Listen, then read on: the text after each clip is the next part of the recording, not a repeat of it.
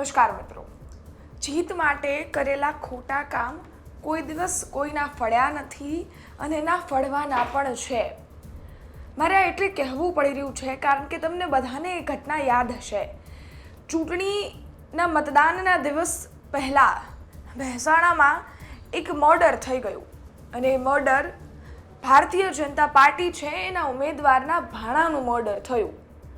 ત્યારબાદ બધા એવી અપેક્ષા રાખતા હતા કે આ મર્ડર છે એ જીતવા માટે થયું છે અને કદાચ કોંગ્રેસ છે એમના ઉમેદવાર જીતી પણ જશે।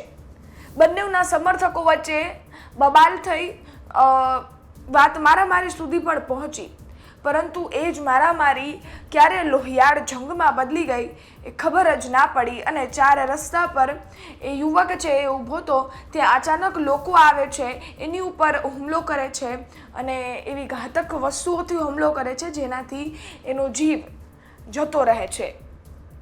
ત્યારબાદ આ સમગ્ર કેસ છે એમાં 4 આરોપીઓ ઉપર ફરિયાદ નોંધવામાં આવી હતી અને એ આરોપીઓ છે એ વોર્ડ નંબર 4 છે એમના ઉમેદવાર છે, એમના પતિ સહિત બીજા લોકો ઉપર જોવા જઈએ તો ફરિયાદ નોંધવામાં આવી હતી।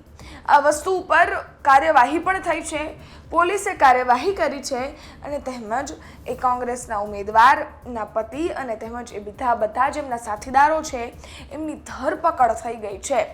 હવે તમને એ પણ કહી દઉં કે જ્યારે મતદાનનો દિવસ હતો ત્યારે ચોકસાઈપૂર્વક જે આ ઘટના બની હતી એને મતદાન પર અસર કર્યું છે।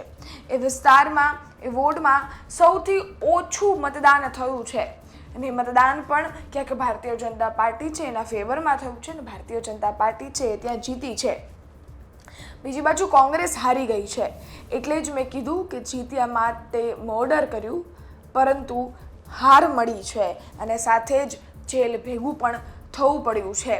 કોઈ પણ સારું કામ તમે કરી રહ્યા છો, તમે જીતો તો પણ તમારે કામ તો જનતાના જ કરવાના હતા, તો તમે એ જ જીતવા માટે એ જ જંગ છે એને આટલી લોહિયાળ બનાવી દીધી કે એમાંથી કોઈ જેનો કંઈ કસૂર નહોતો, કોઈનો વાંક નહોતો, એ યુવકે એનો જીવ ગુમાવી દીધો।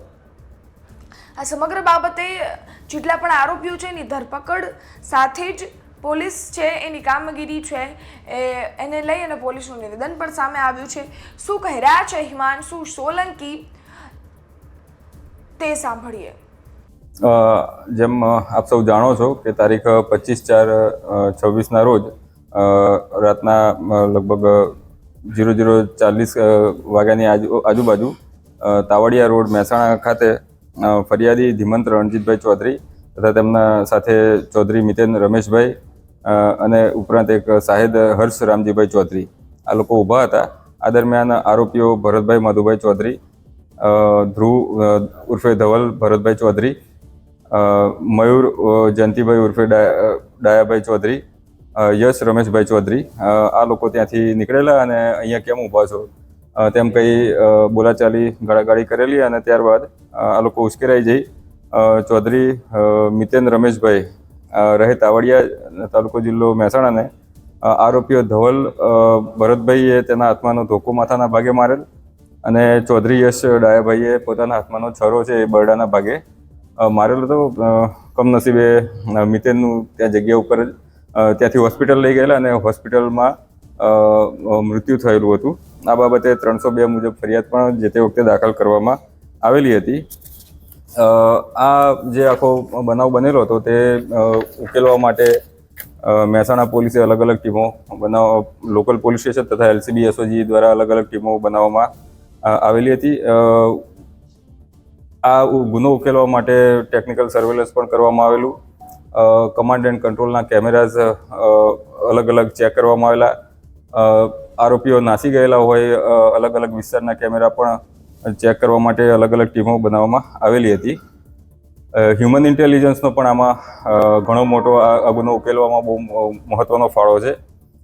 આ બધી કવાયતના અંતે LCB અને પેરોલ સ્ક્વોડની જે ટીમ છે તેને રાજસ્થાન ગુજરાત બોર્ડરની આજુબાજુ આરોપી ભરતભાઈ હોવાનું માહિતી મળેલી અને ત્યાં ટીમ મોકલતા રાજસ્થાનના સાંચોર જિલ્લાના હડેચા ગામે જે ભરત માધુભાઈ ચૌધરી છે એ ત્યાંથી મળી આવેલ ભરતની સાથે પ્રતિકકુમાર ભરતભાઈ માધુભાઈ ચૌધરી તથા ધર્મેન્દ્રકુમાર ઉર્ફે ધીરુભાઈ ફુલજીભાઈ ચૌધરી રહે દેલા આ પણ એની સાથે આ જ જગ્યાએથી મળી આવેલા, જે આને મદદગારીમાં પણ સામેલ હતા.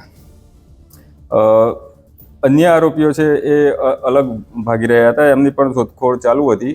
હ્યુમન ઇન્ટેલિજન્સ દ્વારા અમુક માહિતીઓ મળેલી અને એને એની ઉપર થોડી ટેકનિકલ વર્કઆઉટ કરીને આ આરોપીઓ જે ભાગી રહ્યા હતા એનો પીછો અમારી એક ટીમ કરી રહી હતી અને આ આરોપીઓને ઉત્તર પ્રદેશના પ્રતાપગઢ જિલ્લાના દેહાત કોતવાલી પોલીસનો અમારા દ્વારા અહીંથી સંપર્ક કરવામાં આવેલો. આરોપીઓ એ બાજુ જઈ રહ્યા હતા અને આ આરોપીઓને એમની સાથેની વાતચીત બાદ ત્યાંની જે દેહાત કોતવાલી છે એમને રોક્યા હતા અને આ જે રોકેલા હતા એમાં ધ્રુવ ઉર્ફે ધવલ ભરતભાઈ ચૌધરી, મયુર જયંતિભાઈ ઉર્ફે ડાયાભાઈ ચૌધરી, સન રમેશભાઈ પ્રતાપભાઈ ચૌધરી, આ આરોપીઓ છે ત્યાં ક્રેટા ગાડી સાથે ત્યાં પકડાયેલા હતા.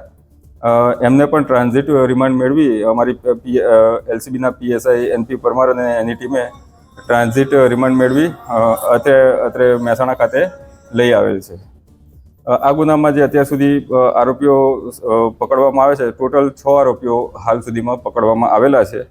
તમામના નામ એકવાર ફરી જણાવી દઉં તો ચૌધરી ભરતભાઈ માધુભાઈ, ચૌધરી ધ્રુવ ઉર્ફે ધવલ ભરતભાઈ માધુભાઈ, મયુર જયંતિભાઈ ઉર્ફે ડાયાભાઈ ચૌધરી, યશ રમેશભાઈ ચૌધરી, પ્રતિક ભરતભાઈ ચૌધરી, ધર્મેન્દ્રકુમાર ઉર્ફે ધીરુભાઈ ફુલજીભાઈ ચૌધરી.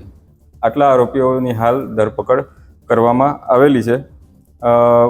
જે આ ગુનાના કામે મુદ્દામાલ કબજે કરવામાં આવ્યો છે તેમાં રોકડ રકમ 22,200 આમની પાસે તમામ પાસે થઈને કબજે કરવામાં આવી છે. ક્રેટા ગાડી એક GJ18 BQ 1179 નંબરની ગાડી કબજે કરવામાં આવી છે. મોબાઈલ ફોન નંગ 6 એ અત્યાર સુધી કબજે કરવામાં આવેલ છે. આ ગુનાની વધુ તપાસ હાલ ચાલુ છે.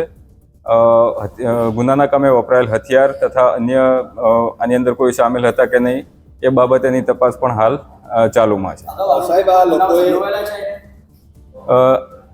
એમનો ગુનાહિત ઇતિહાસ હાલ સુધી કોઈ મળેલો નથી. સાહેબ, આ લોકોએ શા કારણથી ત્યાં મારામારી મર્ડર કરી તે કંઈ સામે આવ્યું? ફરિયાદને જોઈએ તો એની અંદર આ જે 3 જણા ફરિયાદી અને એ લોકો હતા એ ત્યાં આગળ ઊભેલા હતા અને સામેનો પક્ષ છે ત્યાંથી નીકળ્યો. આરોપીઓ ત્યાં હતા અને આ લોકો નીકળ્યા ત્યારે પૂછો કે તમે અહીંયા કેમ ઊભા છો, એ બાબતે ક્ષણિક આવેગમાં આ બનાવ બનેલાનું હાલ ફરિયાદ પ્રમાણે જણાઈ રહ્યું છે. છતાં પણ તપાસ ચાલુ છે. તપાસમાં અન્ય કોઈ બાબતો નીકળે તો એની પણ જાણ કરવામાં આવશે. ચૂંટણીની અદાવતમાં હત્યા એટલા માટે એક પક્ષે આમાં જે આરોપી છે એના પત્ની ચૂંટણી લડી રહ્યા હતા, સામા પક્ષે જે ભોગ બનનાર છે તેના મામા ચૂંટણી લડી રહ્યા હતા, એટલે એ એંગલની પણ અમે તપાસ કરી રહ્યા લાવેલા છે. એટલે એની વધુ પૂછપરછને બાકી છે. કોઈ જૂની અદાવત છે કે નહીં એ એંગલ પણ તપાસવામાં આવશે. આપણે સાંભળ્યા મહેસાણાના એસપી હિમાંશુ સોલંકીને, જેમણે આ સમગ્ર બાબતે નિવેદન આપ્યું છે, કઈ રીતે કામગીરી થઈ છે એની પણ વાત કરી છે. કામગીરી દરમિયાન સવાલો અનેક હતા, લોકોમાં પણ અનેક સવાલો હતા, કારણ કે આટલા વર્ષોથી લોકશાહીનો પર્વ આપણે ઉજવી રહ્યા છે, પરંતુ આ વખતેની ચૂંટણીમાં અનેક એવી ઘટનાઓ બની ગઈ જે નહોતી થવાની અને જે થવું કદાચ લોકશાહીની હત્યા હતી, પરંતુ એ ઘટનાઓ ઘટી અને એનાથી એવા સંદેશો પણ મળે આપણને કે કોઈ જ પણ વસ્તુ છે એને જીતવા માટે ખરાબ કરેલા કામ કોઈ દિવસ કામ નથી આવતા. એ તમારા કાર્યો, એ તમારા કામ નિષ્ફળે છે અને તેમજ એ કરેલા પાપ પણ તમારે ભોગવવા જ પડે છે. આ સમગ્ર ઘટનાને લઈ આપનું શું માનવું છે કોમેન્ટ ચોક્કસથી કરજો. બાકી ફરી મળીશું નવી માહિતી સાથે. ત્યાં સુધી રજા આપો. ધન્યવાદ.